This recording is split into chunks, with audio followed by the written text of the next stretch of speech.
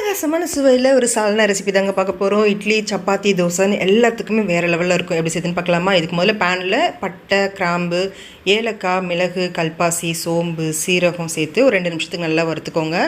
டிஸ்கிரிப்ஷனில் எல்லா இன்க்ரீடியன்ஸும் கொடுத்துருக்கேன், செக் பண்ணிக்கோங்க. அடுத்து ஒரு பெரிய சைஸ் வெங்காயத்தை நறுக்கி சேர்த்துட்டு ஒரு ஸ்பூன் அளவுக்கு எண்ணெய் சேர்த்து வெங்காயம் நல்லா கண்ணாடி பதம் வர வரைக்கும் வதக்கிக்கோங்க. அடுத்து கொஞ்சமாக கொத்தமல்லி, கொஞ்சம் புதினா சேர்த்துட்டு ரெண்டும் நல்லா சுருண்டு வர வரைக்கும் வதக்கி விட்டு ஒரு பெரிய சைஸ் தக்காளியை நறுக்கி சேர்த்துக்கோங்க. இப்போ நல்லா வதக்கி விட்டுக்கோங்க. இப்போ இது நல்லா ஆற வச்சுட்டு மிக்ஸி ஜாருக்கு மாற்றிக்கோங்க. கொஞ்சமாக தண்ணி சேர்த்து நல்லா பேஸ்ட்டாக அரைச்சி தனியாக எடுத்து வச்சுக்கலாம். இப்போ அடுத்ததான் மிக்ஸி ஜாரில் 1/4 கப் அளவுக்கு தேங்காய் சேர்த்துக்கோங்க. 10 நிமிஷம் போல் ஊற வச்ச 10 முந்திரி, அரை ஸ்பூன் கசகசா சேர்த்துட்டு நல்லா பேஸ்ட்டாக அரைச்சி தனியாக எடுத்து வச்சுக்கலாம். இப்போ குக்கரில் 4 டீஸ்பூன் அளவுக்கு எண்ணெய் சேர்த்துக்கோங்க. எண்ணெய் காஞ்சதும் சோம்பு, 2 பிரிஞ்சி இலை சேர்த்துட்டு நல்லா கலந்து விட்டுக்கோங்க.